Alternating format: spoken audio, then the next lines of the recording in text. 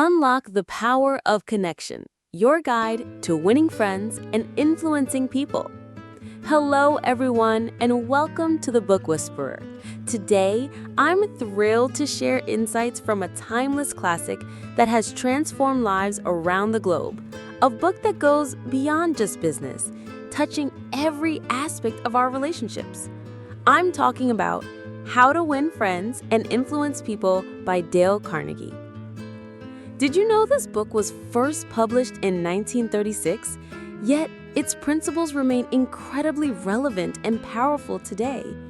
Even a world-renowned investor like Warren Buffett credits Dale Carnegie's training with helping him overcome his fear of public speaking and fundamentally changing his life.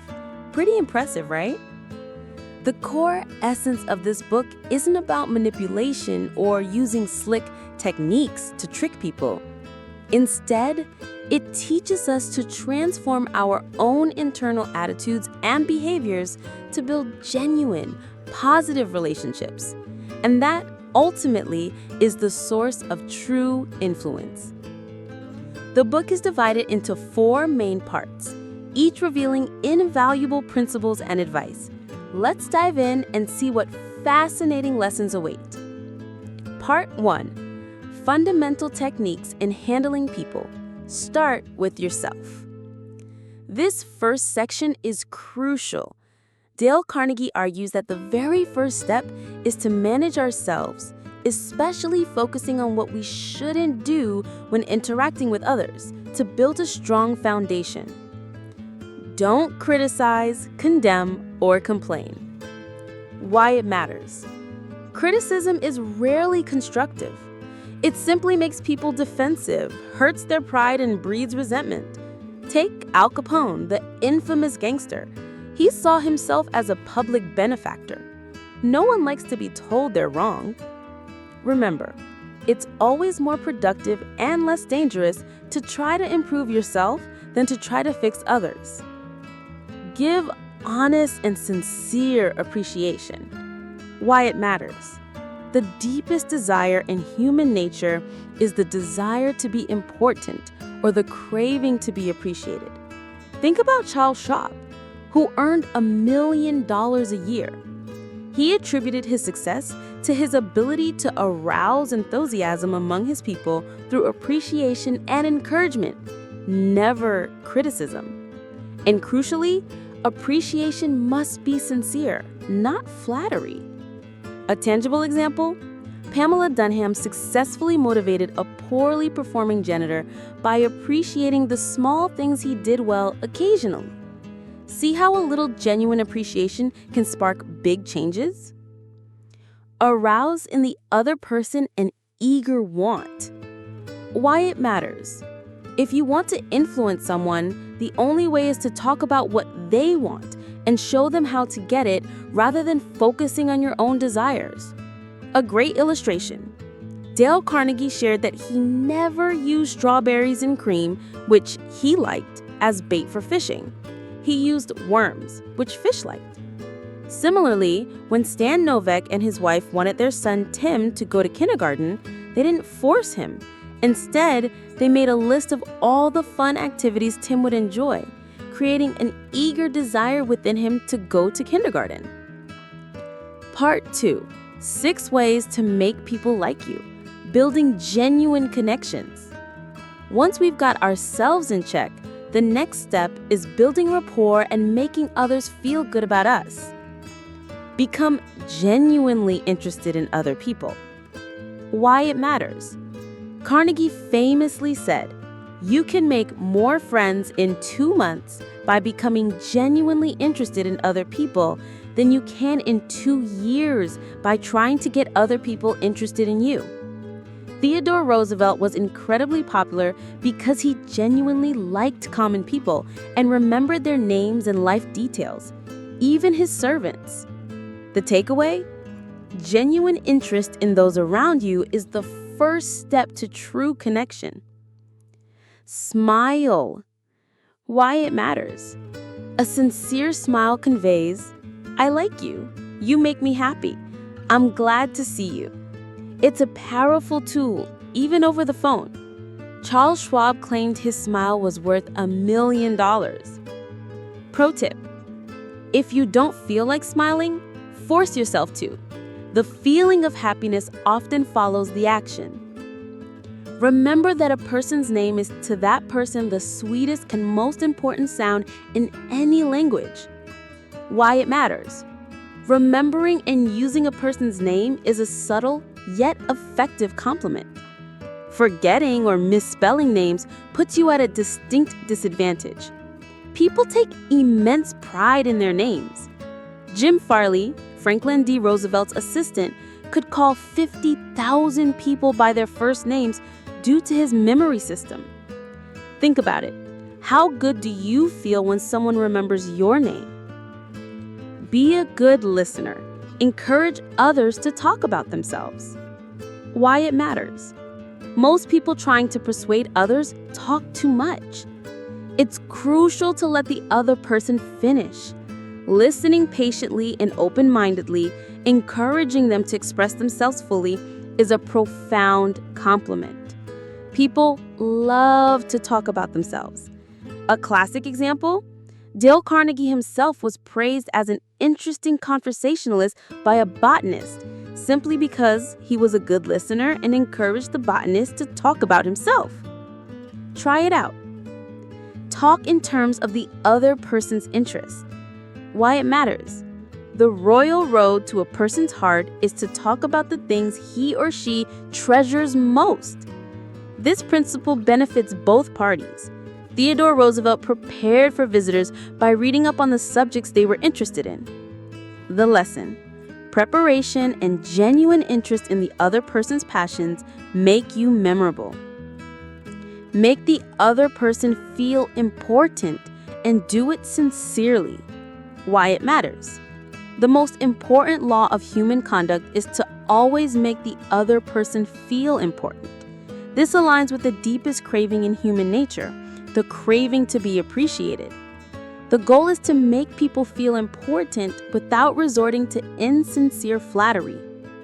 Ronald J. Rowland transformed a shy student's self-confidence by inviting him to an advanced class and telling him, "You're good enough," which fulfilled his eager want to feel important.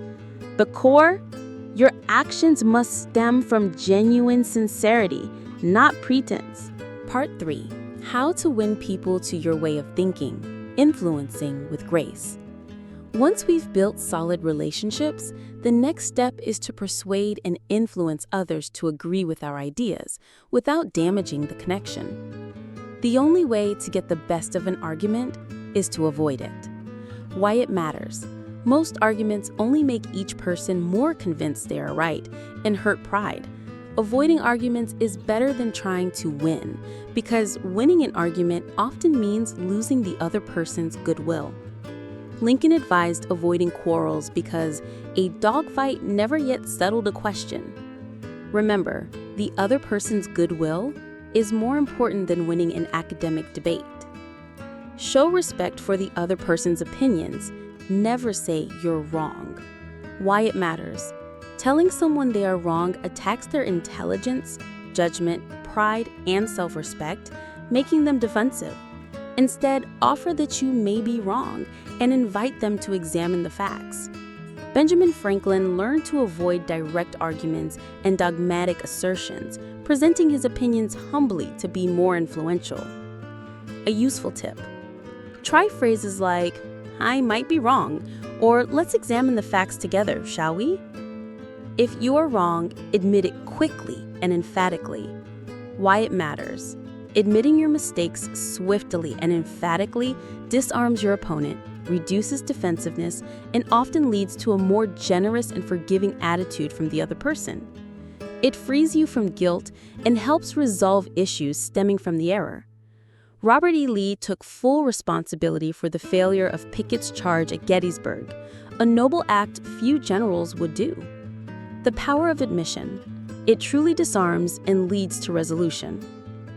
Begin in a friendly way. Why it matters. Starting with friendliness and good humor is like a drop of honey, far more effective than anger or force. And persuading others, it diffuses hostility and fosters cooperation. John D. Rockefeller Jr. successfully quelled a 2-year mine strike by addressing the workers in friendly terms and expressing shared interests, winning them over without a wage increase. The bottom line is gentleness and friendliness are stronger than anger and violence. Get the other person saying yes, yes immediately. Why it matters. Starting conversations by emphasizing points of agreement, aiming for yes answers, is crucial because no responses are difficult to overcome due to pride and consistency. It creates a positive psychological atmosphere. This is Socrates' Socratic method, based on asking questions to get yes answers, leading opponents to conclusions they once vehemently denied. Try it out. Start with questions the other person is likely to answer yes to build a sense of agreement from the outset. Let the other person do a great deal of the talking. Why it matters. People enjoy talking about their accomplishments more than listening to you boast about yours. Encourage them to express themselves fully. They know more about their business and problems than you do. This also makes them feel important. A great example. Barbara Wilson improved her relationship with her rebellious teenage daughter by stopping her complaining and listening patiently, letting Lori talk out everything she wanted to. Let the other person feel the idea is his or hers. Why it matters. People have more faith in ideas they discover themselves. Suggesting and letting the other person conclude is smarter than ramming your opinions down their throat. This fosters cooperation. Subtle influence.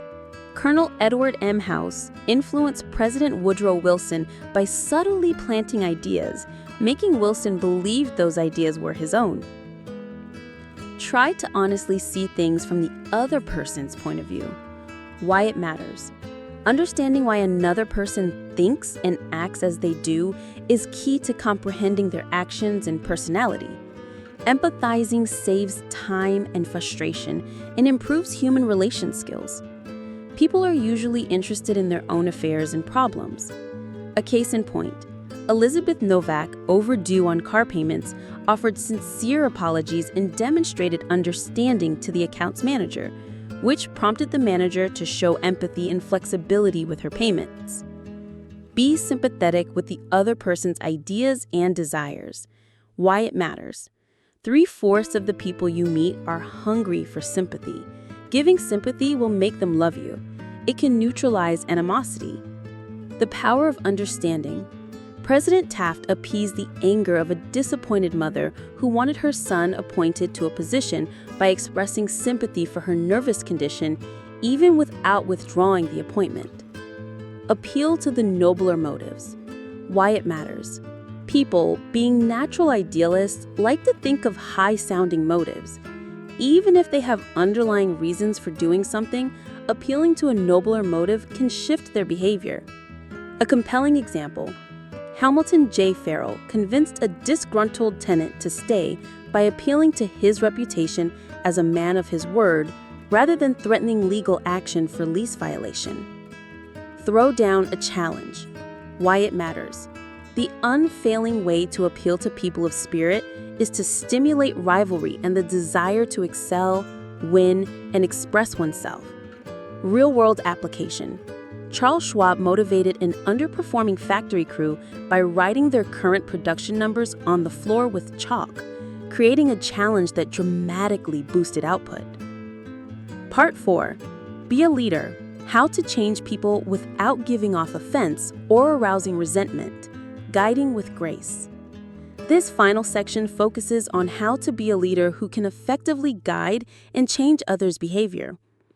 Begin with praise and honest appreciation. People will listen to unpleasant things more readily after they've been praised for their good qualities. It's like the dentist who starts his work with Novocaine.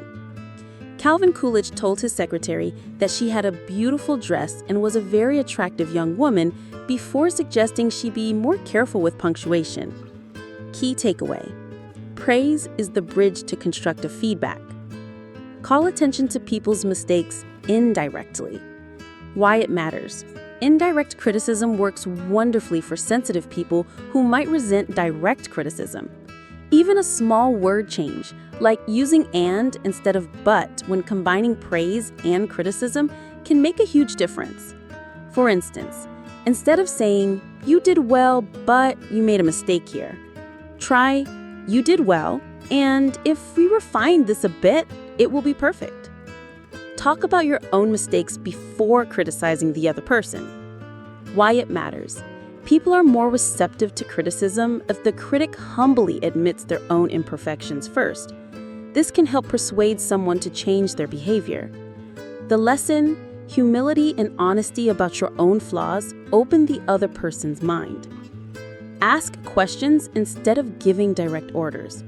Why it matters.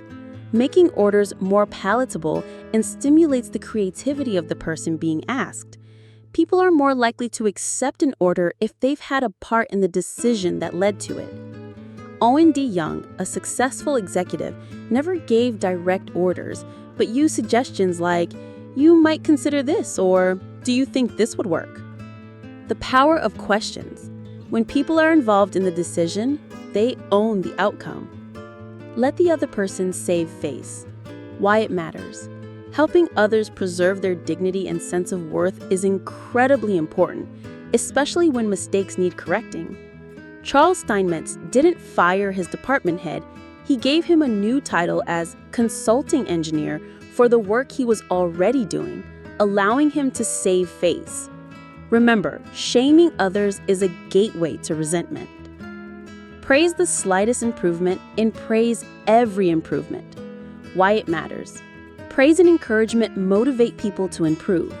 It's like animal trainers who pat and praise a dog for the slightest improvement.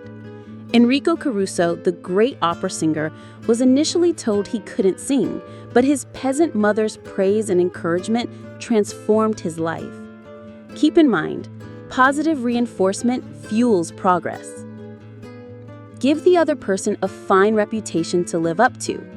Why it matters. Act as though the desired positive trait is already a prominent characteristic of the person. People will strive hard to maintain their good reputation. Henry Henke improved a mechanic's subpar repair work by telling him he had a reputation as a fast and thorough mechanic to uphold. The secret? Tell someone they are good at what you want them to be, and they'll likely strive to maintain that image. Use encouragement. Make the fault seem easy to correct. Why it matters. Providing reassurance and inspiring courage and faith will make people more willing to correct mistakes. Making a task seem easy is motivating. A touching example. David, the son of Clarence M. Jones, once labeled brain damaged, began to excel in school after receiving encouragement and being told that studying was easy. Make the other person happy about doing the thing you suggest. Why it matters. When requesting something, communicate how the other person will benefit and enjoy doing it. This shows them that your suggestion also serves their interests. Napoleon's wisdom.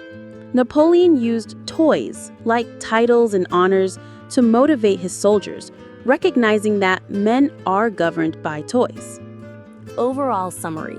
The heart of How to Win Friends and Influence People is far more than a book of social techniques. It's a journey to transform our own internal attitudes and behaviors to build genuinely effective relationships. The core principles of this book are empathy and connection. Start by genuinely caring about others. Show interest, listen intently, and make them feel important.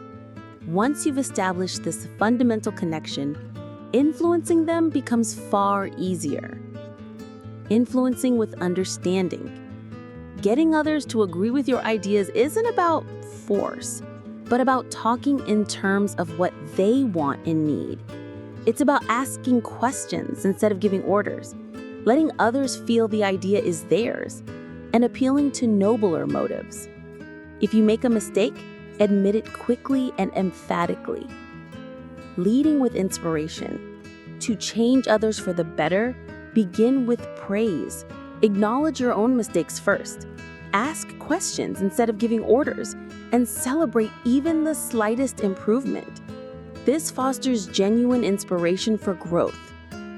What Dale Carnegie consistently emphasizes is sincerity, empathy, and understanding. These principles are not superficial tricks, but the bedrock of lasting human interaction and crucial factors for success and happiness in both our personal and professional lives. This book will help you continuously develop these skills, and when you consistently apply these principles in your daily life, they will become part of your new positive habits.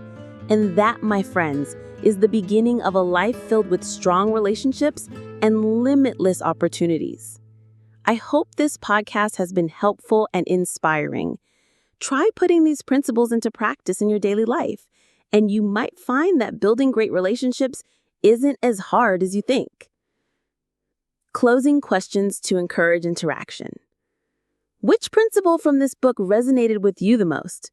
And which one are you excited to try applying in your own life? Or perhaps you've already had an experience where using these principles helped you connect with someone effectively. Feel free to share your thoughts in the comments. That's all for today from the Book Whisperer. See you next time.